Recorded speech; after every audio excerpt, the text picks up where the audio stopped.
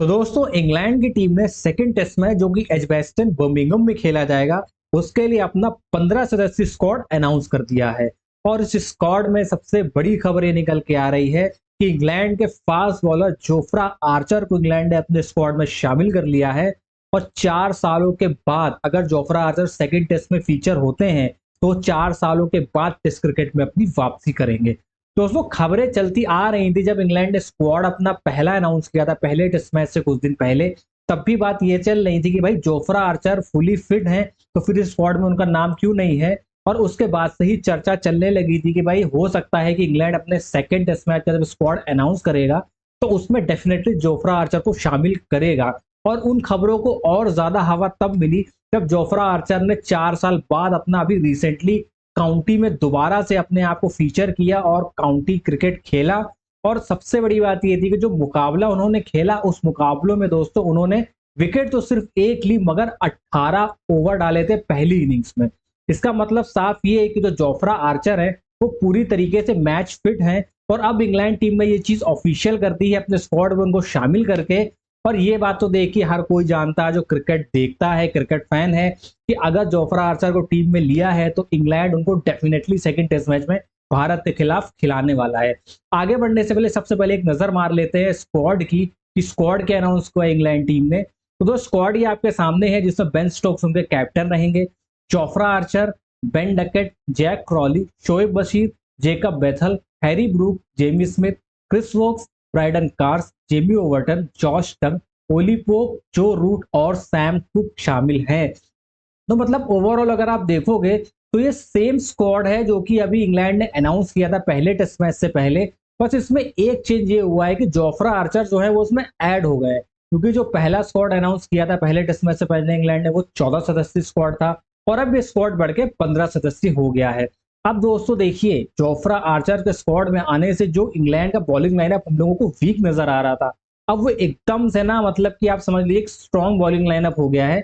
उसका रीजन सबसे बड़ा क्या है ना कि जसप्रीत बुमराह वो सुनने में ये आ रहा है कि जो सेकंड टेस्ट मैच है तो वर्कलोड मैनेजमेंट के चलते जसप्रीत बुमराह शायद सेकंड टेस्ट इंडिया के लिए नहीं खेलेंगे। तो इससे ऑटोमेटिकली जो इंडिया का स्क्वाड है बॉलिंग का वो इंग्लैंड के कंपैरिजन में वीक हो गया है।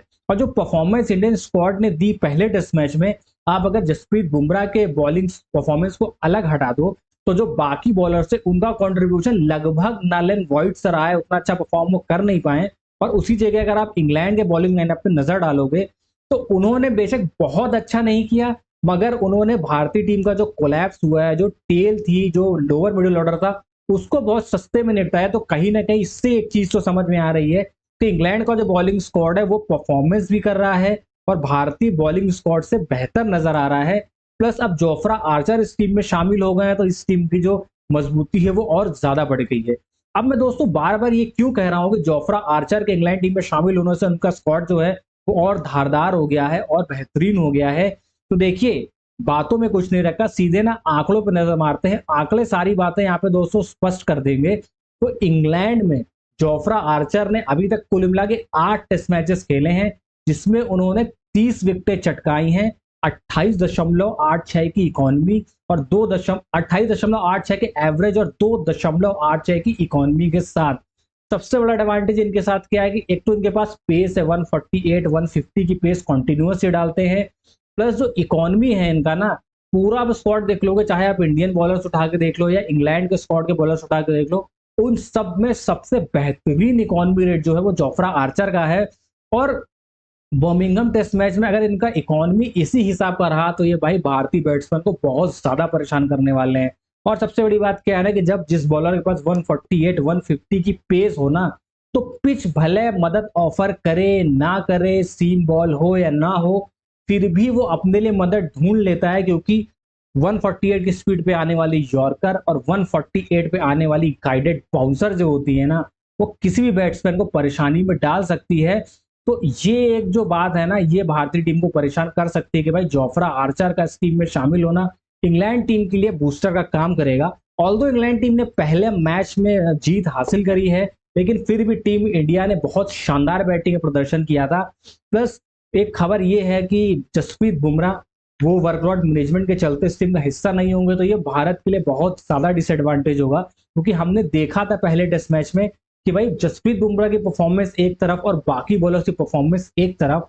सेकंड इनिंग में जसप्रीत बुमराह को न्यूट्रलाइज जब किया इंग्लैंड के बैट्समैन ने, तो जो बाकी बॉलिंग लाइनअप थी, फिर चाहे आप प्रसिद्ध कृष्णा की बात कर लो, मोहम्मद सिराज की बात कर लो, आप बात कर लो शार्दुल ठाकुर की, सब एकदम मतलब बेरंग नजर आए, फीके नजर आए, कुछ खास परफॉर्मेंस उनसे निकल के नहीं आई। अब देखिए सीन ये बन सकता है कि अगर जसप्रीत बुमराह वर्कलोड मैनेजमेंट के तहत सेकंड टेस्ट मैच नहीं खेलेंगे, तो अर्शदीप सिंह का डेब्यू होना लगभग तय है। हालांकि अभी क्यू में आपके आकाशदीप भी बैठे हैं, बट हमें लगता है कि चांसेस अर्शदीप सिंह के ज्यादा होंगे, क्योंकि लेफ्ट आर्म सीमर की टीम में आने से एक वैरायटी भी आ जाएगी। प्लस अर्शदीप सिंह को काउंटी में खेलने का ना एक्सपीरियंस भी है, वो यहाँ पे खेल चुके हैं, तो कहीं ना कहीं वो इंडियन टीम को थोड़ी सी मजबूती प्रदान कर सकते हैं। तो वो तो खैर जब टीम इंडिया अपनी प्लेइंग 11 अनाउंस करेगा टॉस से पहले, हमें तभी पता चलेगा। बट इंग्लैंड का जो चलन चलता हुआ आ रहा है कि भाई वो मैच से 5-6 दिन पहले जो होता है वो अपना स्क्वाड एक अनाउंस करते हैं, उसके बाद जब मैच शुरू होने वाला होता है तो उससे 2 दिन पहले वो अपनी प्लेइंग 11 अपोजिशन को बता देते हैं कि भाई ये हमारी प्लेइंग 11 है, आप जो करना है करिए, जो प्लान बनाना है आप बनाइए। पर एक चीज और है कि जहां पे लाभ होता है वहां पे कहीं ना कहीं थोड़ा बहुत नुकसान भी होता है। बोलते हैं कि there is a advantage, so there is some advantage automatically carried on.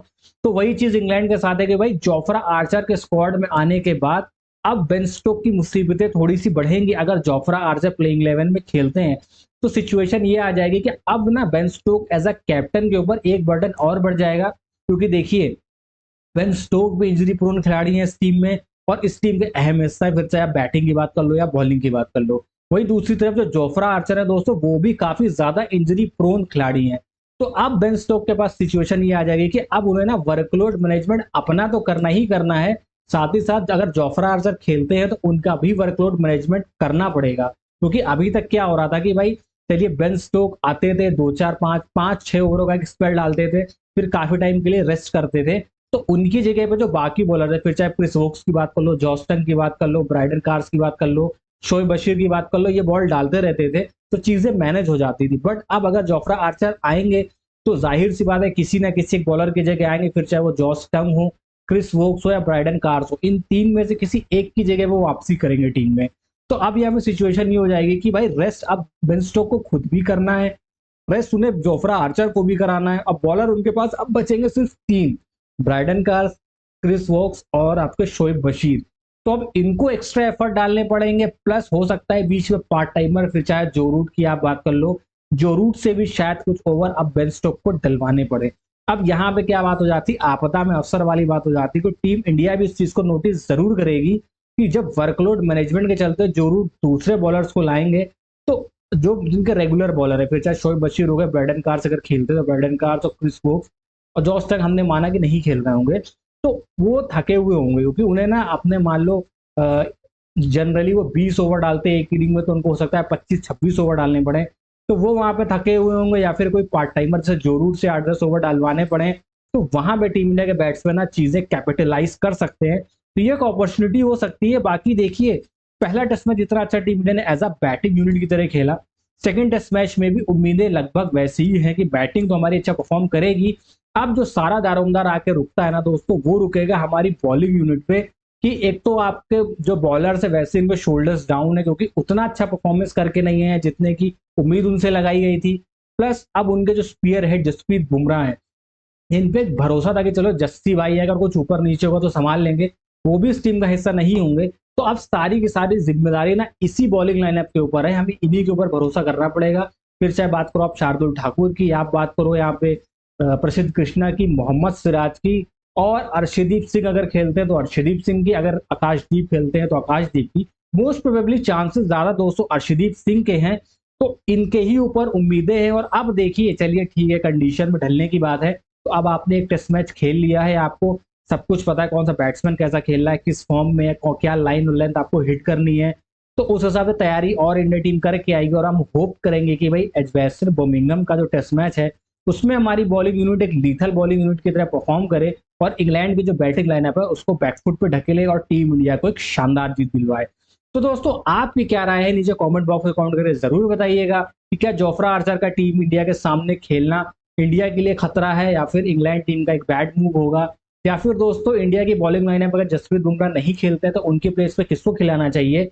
Arshdeep Singh को खिलाना चाहिए या आकाशदीप को एक और मौका देना चाहिए? बाकी दोस्तों अगर चैनल पर नए हैं तो चैनल को सब्सक्राइब कर लीजिए, वीडियो पसंद आए तो वीडियो को लाइक कर दीजिएगा और फैमिली फ्रेंड के साथ इसे जरूर से जरूर शेयर करिएगा।